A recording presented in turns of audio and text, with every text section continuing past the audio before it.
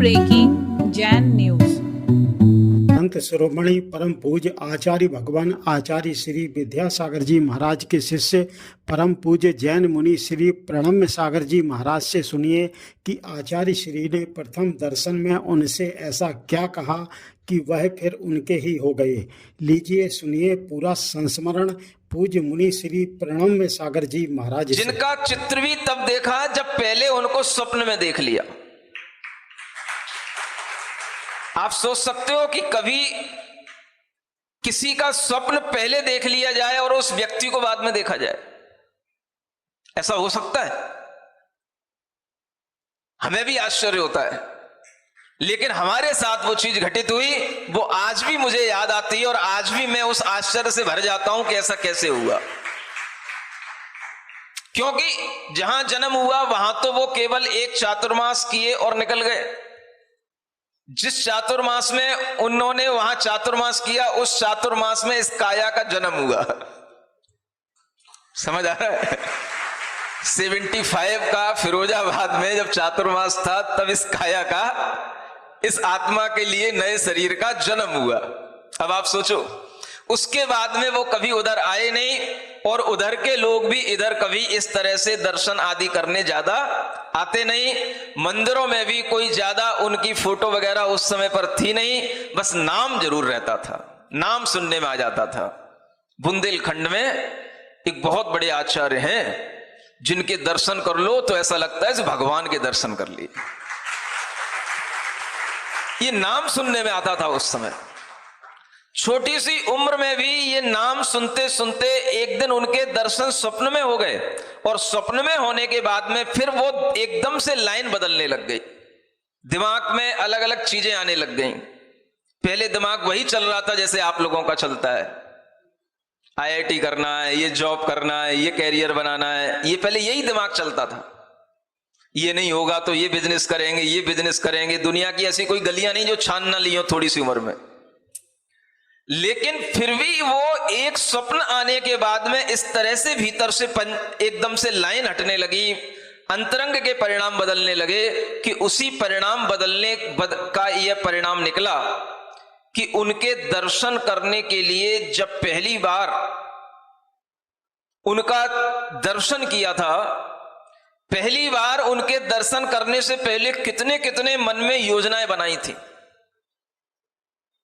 आचार्य महाराज का पहली बार अगर दर्शन करूंगा तो जहां पर उनके दर्शन होंगे वहीं पर मैं बिल्कुल उनके चरणों में लेट जाऊंगा, चाहे वहां पर मिट्टी हो, चाहे नाली बह रही हो, चाहे गोंद पड़ा हो। ऐसे ऐसी मन में योजना बना करके रखा था। पहले दर्शन में उनके चरणों में लेट के ही दर्शन करूंगा। किसी ने समझाया नहीं, लेकिन अपने अंतरंग का भाव, अपने आप कोई चीजों को सुन करके उनके प्रति इतनी श्रद्धा केवल सुन सुन करके उत्पन्न हो गई। लेकिन दर्शन बहुत बाद में हुए। उससे पहले भी एक संघ में पहुंच गए और वहां पर रहने लग गए और अभी आचार्य महाराज के दर्शन नहीं हुए। उस संघ को छोड़ करके फिर दर्शन करने के लिए निकला, कोई बहाना बना करके। और वह दर्शन सबसे पहला कुंडलपुर में 95 के चातुर्मास में आचार्य श्री का सबसे पहला दर्शन हुआ था। उसी समय पर मैंने जगन मोहन लाल जी पंडित जी थे, उनको देखा था। उससे पहले हमने कभी उनको नहीं देखा था। उस समय उनकी प्रतिमाएं बढ़ गई थी, समाधि की प्रक्रिया चल रही थी। आचार्य श्री वहां जिस मंदिर में, बावन मंदिर में बैठते थे, उसी के सामने उनका एक छोटा सा स्थान बना था। वहां पर उस समय पहली बार मैंने उन पंडित जी को देखा था, समाधि ले रहे हैं। बस केवल जानने में ज्यादा नहीं आया था, नाम वगैरह तो विद्वानों के तो बाद में समझ में आया कि ये बहुत बड़े विद्वान हैं, जब बाद में थोड़ा उनको पढ़ा समझा, लेकिन उस समय पर थोड़ा सा देखा था। पहली बार जब आचार्य श्री का दर्शन किया तो उनके चरणों में ऐसे ही लेट गया जैसी कल्पना थी। और लेटने के बाद में जब उठा, उनकी तरफ देखा, तो मैं कुछ बोलता उससे पहले गुरुजी ने मुझसे पूछ लिया, तो मुझे लगा कि मुझे स्वर्ग के सारे आनंद मिल गए जो आनंद होने चाहिए। उसके बाद ही तत्क्षण ये मन में भाव आ गया, जीवन में अब अगर गुरु बनाऊंगा तो इन्हीं को बनाऊंगा, नहीं तो निगुरा रह जाऊंगा। निगुरा जानते हो? बिना गुरु का रह जाऊंगा, नहीं तो बिना गुरु के अपना जीवन जी लूंगा, लेकिन अगर गुरु बनाऊंगा तो इन्हीं को बनाऊंगा, शरण में रहूंगा तो इन्हीं की रहूंगा। सिर्फ एक भाव उनके दर्शन से प्रकट हो गया। क्या उनका उस समय पर शरीर था, क्या उनका उस समय पर बैठने का बोलने का ढंग था, देख देख करके उनके शरीर पर जब वो लघु शंका इत्यादि करके आते और उनके पैरों पर पानी रहता, तो पानी को भी अगर हम अपने नैपकिन से हटा लेते, उस पानी को भी अपने माथे पर लगा लेते, तो ऐसा लगता है तीर्थंकर को छू लिया हो, इतना आनंद आता था। उस आनंद के भाव से ही मेरे मन में भाव आया कि ये आनंद का भाव ही सम्यक दर्शन का भाव है। ऐसा आनंद जब गुरुओं के दर्शन से आने लग जाता है तब सम्यक दर्शन होता है। हमें नहीं पता कि कब अंतरंग में प्रायोग्य लब्धि हो गई, कब अंतरंग में करण लब्धि हो गई, लेकिन जीवन में कभी कभी किसी किसी दर्शन में वो आनंद आता है और वही आनंद हमारे जीवन को भीतर से परिवर्तित कर देता है। दुनिया कुछ भी कहे, कितना ही विरोध करे, कितनी बाहर की परिस्थितियां प्रतिकूल हो, लेकिन अगर भीतर से कुछ घटित हो गया है तो सब कुछ अनुकूल भी होता चला जाता है।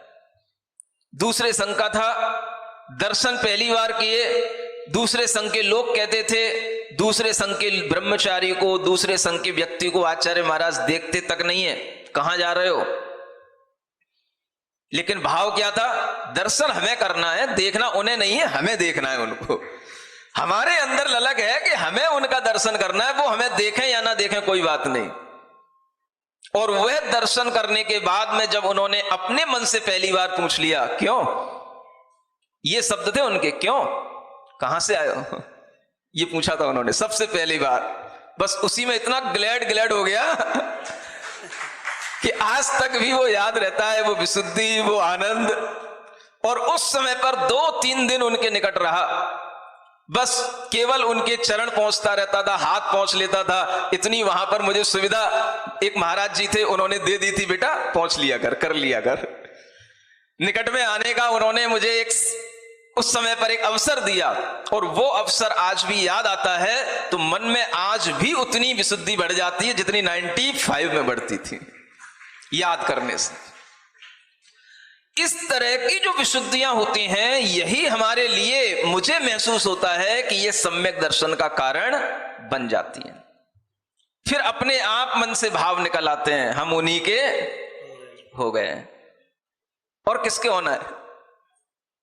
आपको लगता है ये क्या महाराज पढ़ते हैं, हम उन्हीं के हो गए, किसके हो गए?